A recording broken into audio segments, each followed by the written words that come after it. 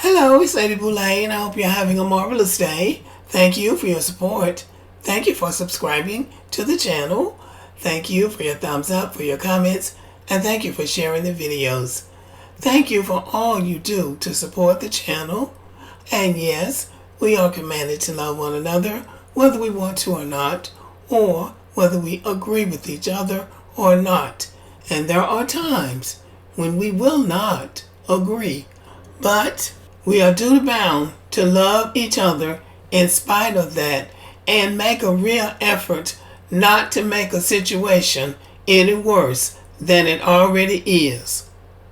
Okay, so I saw this on my Twitter X platform and I just had to laugh. It says, Black unemployment at an all-time low. And somebody said, well, what about white unemployment? And that made me laugh because they don't ever talk about negative things to do with white people. They always focus on the negative where black people are concerned. Now, the same people that have been going all over the world telling everybody that black people are lazy and black people don't want to work are now trying to take credit saying that black unemployment is at an all-time low. And it's very curious that they're talking about unemployment being low, but they're not talking about the wages being raised. Everything is going up, but they're not talking about the raise that Americans should be receiving, not through a stimulus check, but through their work. People need to be paid for what they do and not for what people want to pay them. So this was something that I found interesting. And I'm wondering, and I know I'm not the only one that's wondering, if this has anything to do with the fact that black Americans are not excited about voting for those Democrats this time around. So I just wonder if that has anything to do with them putting this out at this strategic time, saying that unemployment was down to 5.5 in 2023. Isn't that something? Vice President Kamala Harris put this out on X platform. And it says, under President Biden, black unemployment reached a record low, and the source is the United States Bureau of Labor Statistics. So I'm not sure what they're supposed to gain or what they're trying to gain by this, because there's got to be an angle, because any other time they will be telling us how high the unemployment rate is, especially for black men. And let us not forget that they count black men that are incarcerated in this unemployment rate. So they do that. That's how they can ensure that black men are going to have a higher unemployment rate than white men, because there are more black men incarcerated for things that they did, and white men did the same thing, except black men had to go to jail for it and white men didn't. So that makes black men look like, backing up the whole lie of being lazy. So it's possible that in this particular study, they took the incarcerated black men out. You're going to have a low unemployment rate among black men if you're not counting the ones that are incarcerated, if you're not counting the ones that are 15 years old and not really of working age yet, and if you're not counting the ones that haven't been born. You're going to have a steady employment rate and a low unemployment rate among black men if you count them fairly.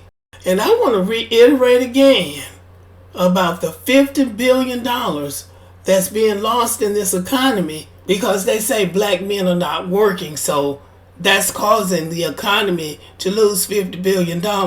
You really have to know who's claiming they're losing $50 billion, because they are losing $50 billion because they can't force black men to work for them for free or for minimum wages. These CEOs are sitting up in these offices looking at porn all day on the internet, and they want other people to come in and work for small salaries And after the pandemic, a lot of people decided they weren't going back to work, including a lot of white people. That's how come I want to know what the white people's unemployment rate is. Some of these white people said if they couldn't work from home, they weren't going back to work.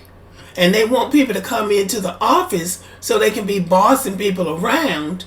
That's what I heard somebody else say, and I agree with it. Because all this office work and heating and cooling all these gigantic buildings is just silly when you could be doing the work at home.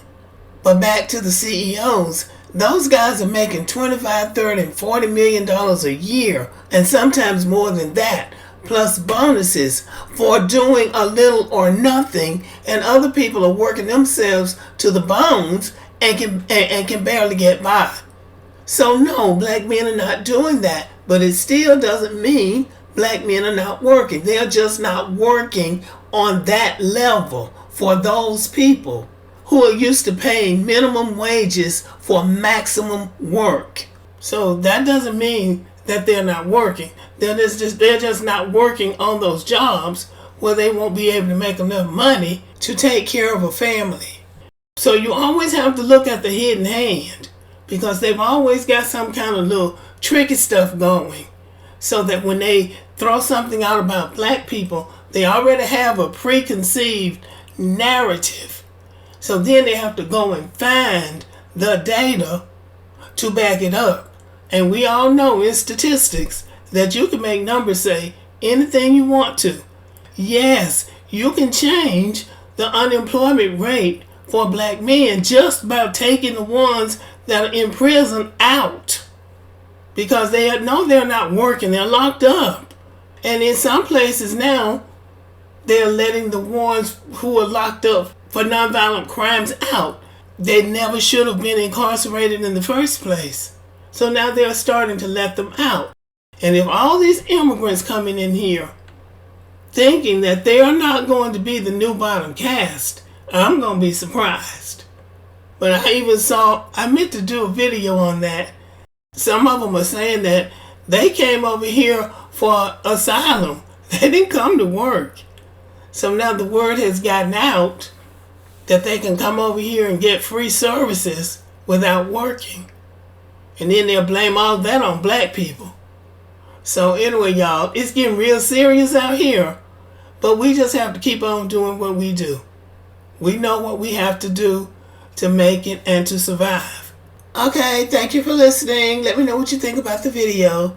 Subscribe to the channel, give me a thumbs up, leave a comment, share the video. And as always, have a great day.